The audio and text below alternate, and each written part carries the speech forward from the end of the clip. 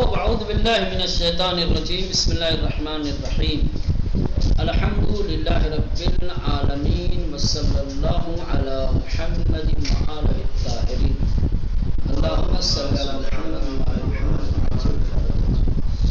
چلے بات چل رہی تھی اصول و فروع کی.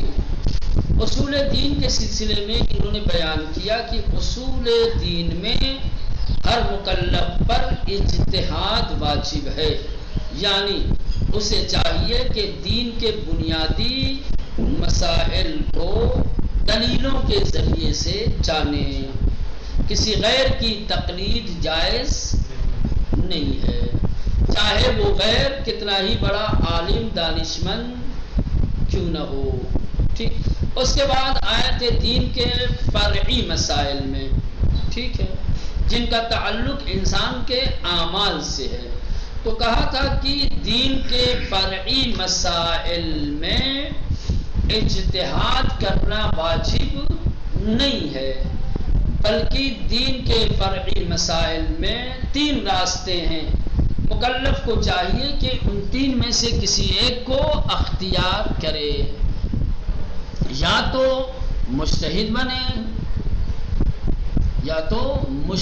بنے، اپنے اندر اتنی علمی صلاحیت اور لیاقت پیدا کرے کہ دین کے فرعی مسائل کو دلائل کے ذریعے سے سمجھ سکے، پہچان سکے. ایک یا احتیاط کا راستہ اختیار کرے، مراجع کے فتاوی پر اس کی نظر ہو. جہاں احتیاط کرنا ہو، جہاں مراجع کے فتاوی الگ الگ ہوں، کوئی کہہ رہا ہو کہ مثلا معصیت کے سفر میں نماز پوری ہو، ایک کہہ رہا ہو کہ نہ معصیت کے سفر میں نماز قصر ہے، تو کیا کرے گا؟ احتیاط کا راستہ یہ ہے کہ دونوں پڑھے گا، تاکہ اطمینان ہو جائے کہ میں نے اپنا وظیفہ انجام دے دیا ہے. کیونکہ اگر کسی ایک مرجع کے حکم پر عمل کرے گا تو یہ خدشہ اور یہ شبہ اس کے ذہن میں رہے گا کہ ہو سکتا ہے کہ تکلیف حقیقی میرے لیے دوسرے مرجع والا حکم ہو. پوری پڑھتا ہے تو یہ ذہن میں بات رہے گی کہ ہو سکتا ہے کہ قصر ہو، قصر پڑھے گا تو دوسرے کا ہو سکتا ہے کہ پوری ہو. تو احتیاط کا راستہ یہ ہے کہ دونوں پڑھے تاکہ اطمینان ہو جائے کہ ہاں میں بری ذمہ ہو گیا ہوں. تیسرا راستہ کیا تھا؟ تقلید کا. کیا ہے؟ تقلید کا. دین کے فرعی مسائل میں اس مجتہد کی جو جامع الشرائط ہے، جن کی شرطیں ذکر کی گئی ہیں، ان کے بتائے ہوئے فتووں اور احکام پر کیا ہے؟ عمل کرے. اب سوال یہ پیدا ہوتا ہے کہ دین کے فرعی مسائل میں جب اجتہاد واجب نہیں ہے تو اگر کوئی اجتہاد ہی نہیں کرے گا تو تقلید کس کی کریں گے؟ مان لو کہ سارے انسان اجتہاد کرنا چھوڑ دیں، کہتے ہیں کہ بھائی جب واجب ہی نہیں ہے تو ہم کیوں مجتہد بنے؟ فرض کر لو جب کوئی مجتہد نہیں بنے گا تو تقلید کرنے والا تقلید کس کی کرے گا بیچارہ؟ تو یہاں واجب سے مراد واجب عینی نہیں ہے، ہر فرد پر واجب نہیں ہے کہ وہ فروع دین میں اجتہاد کرے، بلکہ یہ واجب کفائی ہے. کیا ہے؟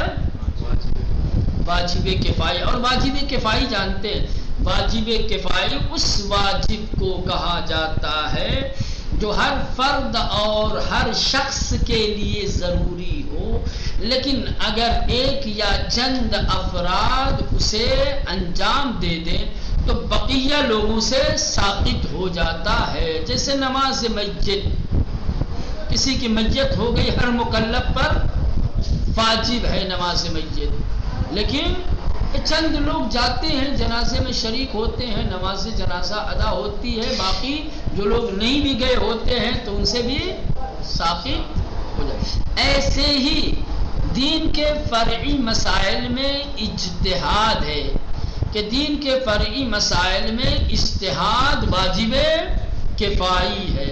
ہر شخص کو چاہیے کہ وہ دین کے فرعی مسائل میں اجتہاد کرے. لیکن اگر ایک یا چند لوگ بھی مجتہد بن جاتے ہیں، درجہ اجتہاد تک پہنچ جاتے ہیں، تو بقیہ لوگوں سے ثابت ہو جائے گا، بقیہ لوگ اسی مجتہد کی تقلید کر لیں گے، مسئلہ کیا ہو جائے گا؟ حل ہو جائے گا۔ ٹھیک ہے اصغر صاحب، سمجھ میں آ رہی ہے؟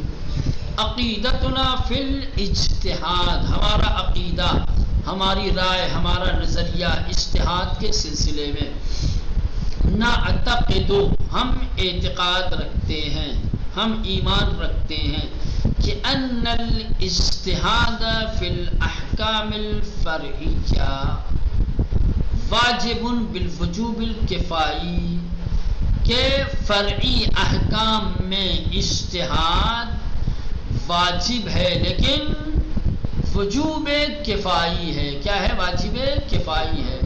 کیا مطلب وجوب کفائی؟ علی جمیع المسلمین فی عصور غیبت الامام، امام کی غیبت کے زمانے میں اجتہاد ہر مسلمان پر واجب ہے، لیکن وہ عنوان کفائی، بمعنی یعنی اس معنی میں کہ انہو یجب علی کل مسلمین فی کل عصر، یعنی اجتہاد ہر مسلمان پر ہر دور میں، ہر زمانے میں واجب ہے۔ ولیکن اذا نحظ بہی من بہ الغنا والکفایہ، لیکن اگر اجتہاد تک پہنچ جاتا ہے کوئی ایسا شخص کہ جس کے لیے امکانات تھے تو کافی ہے، ایک پہنچ گیا، دو پہنچ گیا، تو سقط عن باقی المسلمین، تو باقی مسلمانوں سے کیا ہو جائے گا مولانا؟ یہ وجوب ساقط ہو جائے گا۔ ولیکن اذا نحظ بہی، لیکن اگر کوئی ایک شخص اجتہاد کے لیے قیام کرتا ہے، یا اجتہاد کے لیے اگر قیام کرتا ہے، من بہ الغنا، جس کے لیے ممکن ہے، جس کے لیے میسر ہے، بل کفایہ، اور اس ایک کا اجتہاد کفایت کرتا ہے، تو سقط عن باقی المسلمین، تو باقی مسلمان، اگر دین کے فرعی مسائل میں اجتہاد واجب ہوتا تو سب کو مجتہد بننا پڑتا، لیکن آج مجتہد کتنے ہیں؟ ان کا اجتہاد بقیہ لوگوں کے لیے سقوط کا سبب ہے، بقیہ لوگوں کے سر سے یہ ذمہ داری اور یہ وظیفہ کیا ہے؟ سبق ہو جاتا ہے، ان سے ساقط ہو جاتا ہے۔ فَيَكْتَفُونَ بِمَنْ تَصَدَّى لِتَحْصِيلِهِ وَحَصَلَ عَلَى رُتْبَةِ الْاجْتِهَادِ وَهُوَ جَامِعٌ لِلشَّرَائِعِ۔ فَيَكْتَفُونَ، اور یہ لوگوں کے لیے کافی ہوگا، بمن، وہ شخص، تصدی لتحصیلہ، جو اجتہاد کی تحصیل تک پہنچ جائے، یا وحصل علی رتبۃ الاجتہاد، یا جسے اجتہاد کا رتبہ حاصل ہو جائے، یا یوں کہا جائے آسان لفظوں میں، جو درجہ اجتہاد تک پہنچ جائے وہ دوسروں کے لیے بھی کفایت کرے گا، البتہ کون؟ وَهُوَ جَامِعٌ لِلشَّرَائِعِ، اگر وہ مجتہد جو درجہ اجتہاد تک پہنچا ہے، جامع شرائط ہے، تو پھر لوگوں کے لیے کافی ہوگا، فَيُقَلِّدُونَهُ، بس ایسی صورت میں لوگ اس کی تقلید کریں گے، وَيَرْجِعُونَ إِلَيْهِ فِي فُرُوعِ دِينِهِمْ، اور اپنے دین کے فرعی مسائل میں اس کی طرف، کوئی بھی فرعی مسئلہ پیش آتا ہے تو فوراً اس کا فتویٰ، اس کا بیان کردہ حکم دیکھا جائے گا اور اس پر عمل کیا جائے گا، نہیں ہے کہ بندہ پھر اجتہاد کو اتر آئے گا۔ ففی کل عصر یجب ان ینظر المسلمون الى انفسهم فإن وجدوا من بينهم من تبرع بنفسه وحصل على رتبة الاجتهاد التي لا ينالها إلا ذو حد عظيم وكان جامعا للشرائط التي تؤهله للتقليد اكتفوا به وقلدوه ورجعوا إليه في معرفة أحكام دينهم۔ کہہ رہے کہ پس ہر زمانے میں مسلمانوں کو چاہیے کہ وہ اپنے بیچ، اپنے درمیان دیکھیں کہ کوئی مجتہد ہے یا نہیں ہے، چونکہ واجب ہے نا کوئی ایک ہو۔ تمام مسلمانوں کو چاہیے کہ وہ ہر دور اور ہر زمانے میں چاہے اپنے بیچ اپنے درمیان دیکھیں کہ کوئی مجتہد ہے یا نہیں ہے۔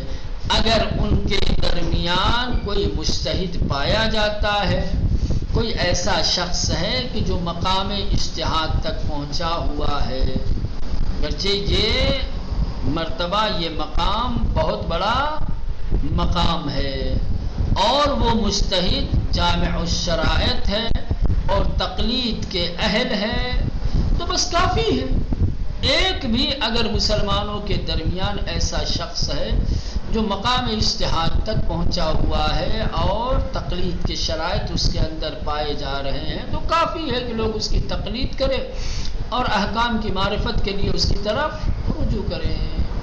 اور اگر اتفاق سے لوگوں نے نظر دوڑائی لیکن کوئی مجتہد نہیں ملا یا مجتہد ملا، تو تقلید کے جو شرائط ہیں وہ اس کے اندر نہیں ملے، پھر ہر ایک پہ واجب ہو جائے گا، ہر ایک گنہگار ہے، ہر ایک پر واجب ہو جائے گا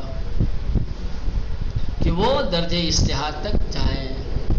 اس لیے کہ اگر کوئی درجہ اجتہاد تک نہیں جائے گا، کوئی مجتہد نہیں بنے گا، تو لوگ اپنے فرعی مسائل کس سے دریافت کریں گے؟ چھٹی کر دی جائے گی ان کی،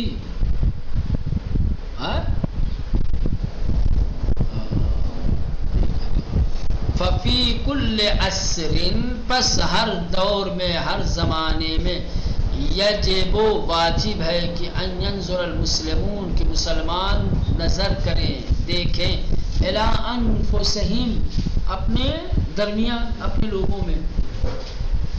کس کو دیکھیں؟ مجتہد کو دیکھیں کہ ان کے درمیان کوئی مجتہد ہے یا نہیں، کوئی مجتہد جامع الشرائط ہے یا نہیں۔ فإن وجدوا من بینہم، اگر انہیں اپنے درمیان کوئی مجتہد ملتا ہے، من تبرع من نفسہ، کہ جس نے اپنے نفس سے تبرع کر لیا ہو، وحصل علی رتبۃ الاجتہاد، اور جس نے اجتہاد کا رتبہ حاصل کر لیا ہو، التی لا ینالها الا ذو حد عظیم، کہ جس تک نہیں پہنچ سکتا مگر وہ کہ جو بہت بڑا حصہ رکھتا ہے، یعنی جس کے اندر بڑی لیاقت، بڑی صلاحیت، جس نے بڑی جد و جہد کی ہو۔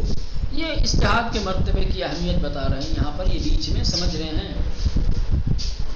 اس کا درس سے بہت زیادہ وہ نہیں ہے۔ وہ یہ بتانا چاہتے ہیں کہ درجہ اجتہاد کوئی آسان درجہ نہیں ہے، اس درجے تک ہر انسان نہیں پہنچ سکتا، اپنے نفس سے تبرع کرنا پڑتا ہے، اپنے پورے وجود کو اس درجے تک پہنچنے کے لیے لگانا پڑتا ہے، صحیح کوشش کرنی پڑتی ہے، الا اس درجے تک نہیں پہنچ سکتے۔ تو بہر صورت اگر مسلمانوں کو ان کے درمیان کوئی ایسا بندہ ملتا ہے کہ جو درجہ اجتہاد تک پہنچا ہوا ہے، وکان جامعا للشرائط التی، اور اس کے اندر وہ تمام شرطیں پائی جا رہی ہیں کہ جو شرطیں اسے تقلید کا اہل بناتی ہیں، تقلید کرنے کے جو شرائط، ایک مقلد کے، ایک مجتہد کے کہ جس کی تقلید کی جانی چاہیے، ٹھیک، وہ شرطیں اگر اس کے اندر ہیں،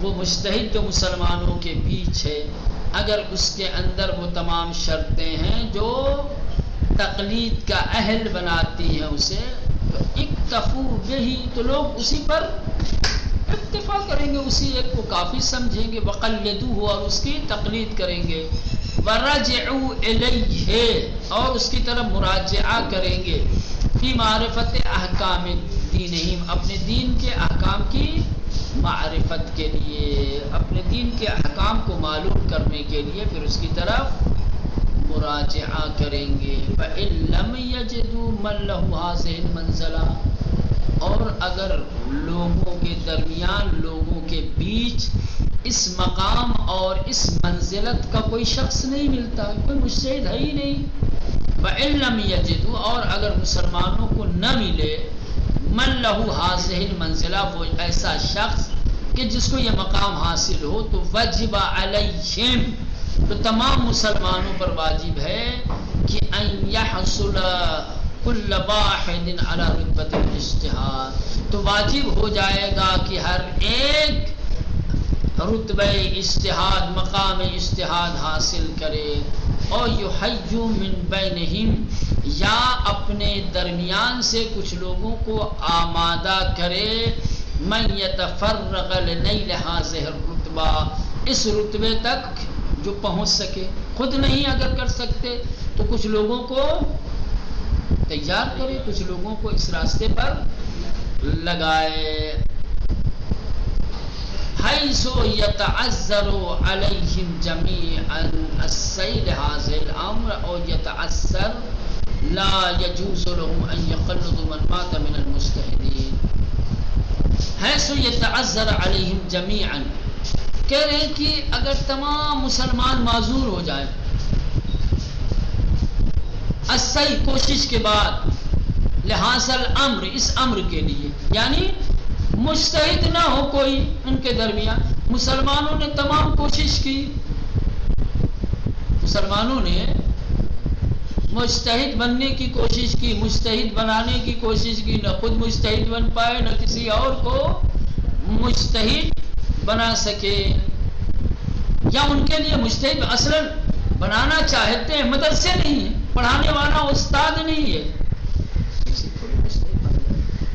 تب بھی ان تمام صورتوں میں مسلمان معذور نہیں ہے۔ اگر مسلمان عذر رکھتا ہے، ٹھیک، اگر مسلمان عذر رکھتا ہے خود مجتہد بننے یا دوسروں کو مجتہد بنانے کے سلسلے میں، چاہے وہ امر اس کے لیے سہل ہو یا مشکل ہو، سمجھ رہے ہیں؟ لا یجوز لہم، پھر بھی مسلمانوں کے لیے جائز نہیں ہے کہ ان یقلدوا، کہ یہ لوگ تقلید کریں، من مات من المجتہدین، مجتہدین میں سے جو مر گئے اس کی، یعنی کہنا یہ چاہتے ہیں کہ اگر مسلمان تمام کوششیں کر لے، تمام کوششوں کے باوجود بھی اگر وہ معذور ہوتا ہے، کوئی مجتہد جامع الشرائط اسے نہیں ملتا ہے، پھر بھی وہ کسی مردہ مجتہد کی تقلید نہیں کر سکتے۔ یہ ابتدائی مرحلے میں البتہ کیا ہے، مردہ مجتہد کی تقلید ابتدائی طور پر صحیح نہیں ہے، وَإِلَّا آپ اگر کسی زندہ مجتہد کی تقلید کر رہے ہیں، اگر وہ رحمت الہی میں چلا جائے، اس کا انتقال ہو جائے، اور پھر اس کے مرنے کے بعد جو زندہ مجتہدین ہیں وہ اگر مرے ہوئے مجتہد کی تقلید کی اجازت دیتے ہیں، تو انسان اسی مرے ہوئے مجتہد کی تقلید پر باقی رہ سکتا ہے۔ لیکن جس نے ابھی تقلید نہیں کی ہے، جس نے ابھی تقلید نہیں کی ہے، وہ اگر کسی مرے ہوئے مجتہد کی تقلید کرنا چاہے تو